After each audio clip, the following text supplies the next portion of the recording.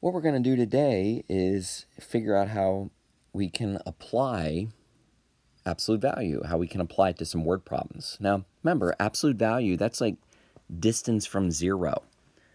So you're going to find out that all the problems today have some connection to like a distance. Now, it doesn't have to directly be a distance from zero, but there's going to be this distance idea. Now, it could be an equation, like an equal sign, or it could be an inequality, it's like less than, greater than. Let's look at this cute little vacation cottage problem. Looks like we've got cottages 1 through 15. Adam lives in cottage 7, and Caleb lives 4 cottages away. Now, it's not supposed to be that hard of a question. What would be the cottages that Caleb could live in? Well, it'd either be 4 cottages to the right, so I guess that would be like cottage 11, or it could be 4 cottages to the left, so it could be cottage 3. The point of the problem is not necessarily to get those answers. If it was, we'd be done. The point of the problem is to use an absolute value equation to represent this. Now, to do that, I'd like to consider a simple diagram before we actually make the equation. So here's cottage 7. That's the one that Adam lives in, right? And then Caleb, he's what? 4 cottages away. So yes, that could be cottage 11, or it could be cottage 3. Same thing that we already came up with, but just a little diagram to show that. Now, what this is supposed to help you see is clearly that the distance is 4. Of course, 4 either to the right or to the left. So when we start thinking about absolute value, we can be assured that this absolute value equation we're going to set up, now remember, absolute value means distance, is going to have to equal 4. So the question here is, what equals 4? Okay, now this gets a little trickier, but basically what equals 4 is the difference between Caleb and Adam. Now notice that Caleb is represented with a variable because I don't know where he lives. But Adam, I do know where he lives, and so we're finding the difference between Caleb and Adam. And again, that difference or distance has to be 4. Now the cool thing here is that we have an absolute value equation, and absolute value equations can always be solved by interpreting them, by splitting them into an equation that equals the positive. In other words, it equals the same thing, and an equation that equals the opposite, or the negative 4. Now for both these equations, we're just going to add 7, and as you can see, we end up with Caleb's cottage, cottage 11, or we end up with Caleb's cottage, number 3. So this equation, we can actually turn this, or think of this, as a template that we'll be able to use for any problem. Can I share with you a little bit? You see, there's always going to be this idea, actually let's go back to this, there's always going to be this idea where we're going to be subtracting, and we're going to be subtracting what we don't know, in this case the variable is c, with well, what is this? What is this number?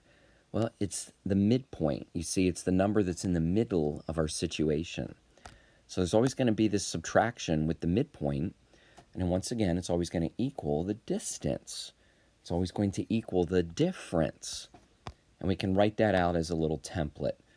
Let's actually write it now, where you are able to take the absolute value of your x, which would be your unknown, minus the midpoint. Again, it is actually always going to be minus the midpoint, and that will equal the distance. Now, the word distance can take on a few different sort of variations. It could be maybe the word difference. And sometimes we even just use the word varying, meaning how much do things vary or differ. So the absolute value of x minus the midpoint is equal to the distance. Let's see if we can apply this to some new problems. I think you'll catch on quickly about how this works. What do we have here? Florida, it's on average 100 feet above sea level. Now, stop right there, on average. You see, that's like the midpoint. That's like the number in the middle. Now, it says that it can vary by as much as 245. It can vary. That sounds like the distance. That's how much it can be from that midpoint.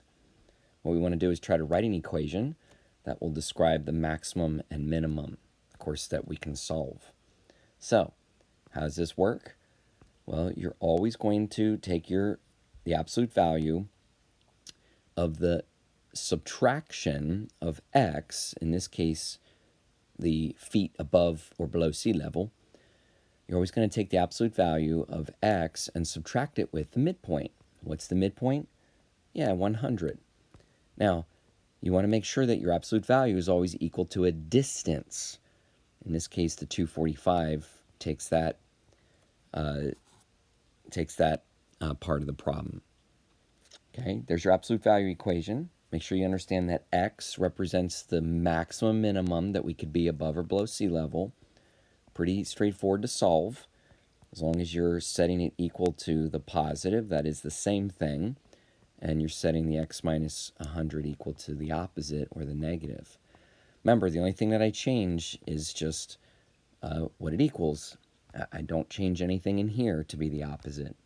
Of course, both these equations you can solve by adding 100, and your answer should even make sense, because if I can vary by 245, I could certainly get as high as 345 or get as low as what? Negative 145, apparently below sea level. Okay, so we have our maximum above and our minimum below, representing the two ends of that situation. Would you like to bake? I guess what we're really doing here is roasting some beans to make cocoa powder. Apparently 300 Fahrenheit.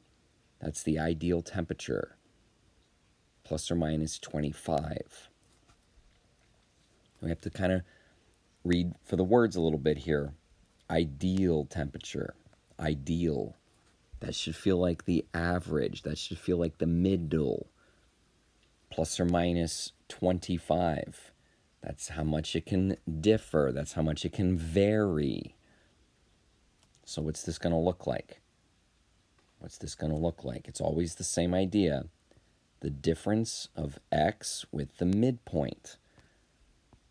Okay, so that'd be x minus 300. Now notice that that's what goes in the absolute value. So when we say the difference with x and 300, we mean the absolute value of that. We want to write an inequality that describes allowable temperatures. Now, if it's going to be allowable, then I can't go beyond 25. I can't go beyond a distance of 25. You have to be less than 25. Again, my distance can't go beyond 25. I have to be less than that. Ooh, now we have an inequality. Now, what kind of inequality? A less than, right? And. When you do an and inequality, you're going to set up two parts. Actually, typically we start over here on the right side, don't we? You set up the one side to be less than the positive. Basically, you just copy down the same thing. The other side to be greater than the negative. So notice I switched the sign and I made the 25 negative. This is an and inequality. That's how we interpret a less than. Now if I add 300,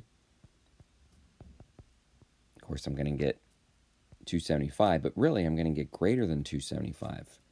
And if I add 300 over here, I'm going to get 325. But again, really I get less than 325.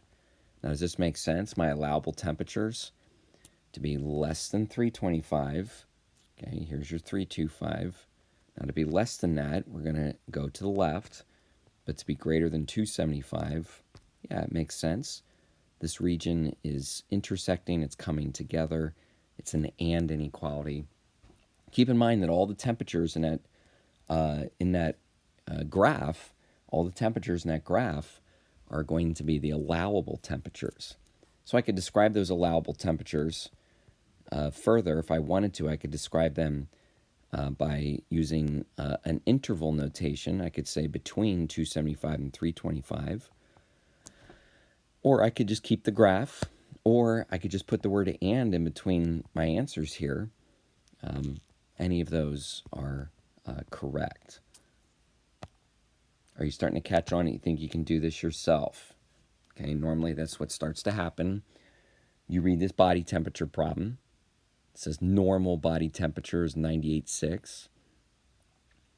Hyper or hypo occur if your temperature goes, if it rises or drops more than 3. What are we trying to do? We're trying to write an inequality for dangerous. We're trying to write an inequality for dangerous conditions. Now, the first thing you want to do is just kind of go back to our template.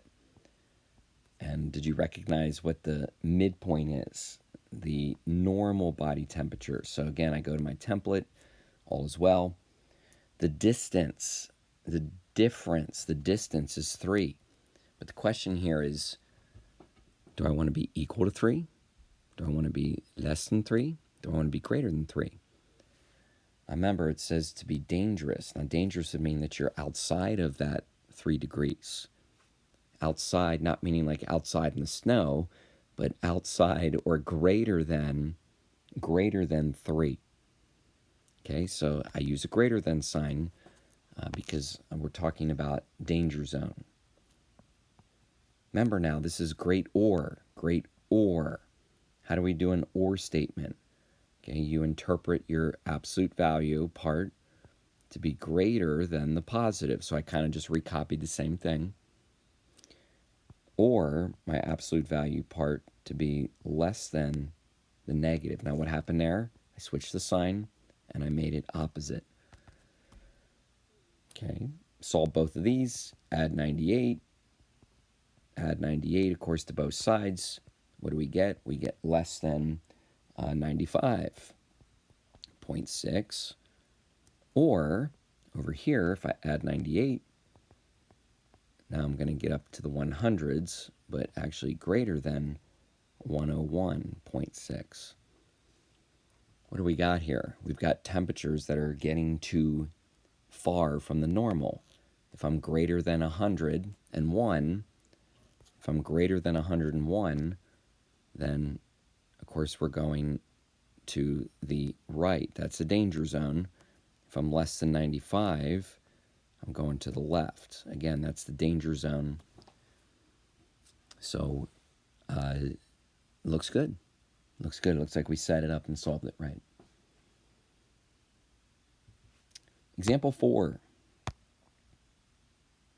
Sometimes kids are catching on and they kind of skip ahead and then they realize, something's a little different about example 4. What do we got here? Minimum and maximum amount of water softener to be added to home water system is 20 and 26 pounds. Ooh, okay, that already is the minimum and maximum. Write and solve absolute value equation.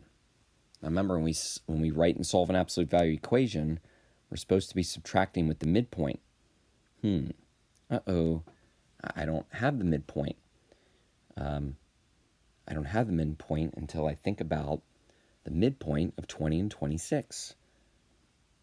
How do I get the midpoint of 20 and 26?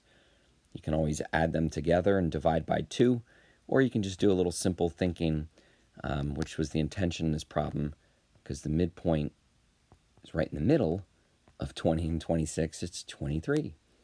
Okay, so I'm sticking with my template. It's always the difference with x and the midpoint. And then, this is supposed to equal the distance. Wait, the distance. The distance from the midpoint to its farthest boundary. Wait, the distance between 23 and 26? Yeah. Okay, we're going to get a distance, it looks like, of 3. Does it work out with 20? What's the difference or the distance between those? It's still 3. So careful, this problem is not necessarily meant for you to solve, although we will solve. It's meant for us to kind of set up, which it made us think a little bit backwards. So what's the ideal weight? We kind of already know the answer. It's actually kind of silly. I'm not really sure why I asked that. It looks like the ideal weight would be anything that's between. Yeah, maybe I better change this to a less than sign, just so it can be between, my boundaries. So, yeah, less than. So if I do an and, remember, I'm going to be less than that same number, and greater than the opposite. So I'm going to end up with the same answers here, okay? But a little more technically, my ideal weight is anything greater than 20 or less than 26, which we kind of already knew. But the point behind this problem was see if you could work backwards and set up this absolute value statement. I think we set it up right because we now have statements that make sense. Again, to be greater than 20 goes to the right. To be less than 26 goes to the left. My ideal weight is anywhere in between 20 and 26. Now, the back of the paper is a little assignment. A little assignment for you guys to try. You'll see some problems that are similar. You'll see a problem near the end that you have to kind of make something up on your own. Yep, I want you to do all that. And that'll be something that you'll turn in either by the end of the period or next class period.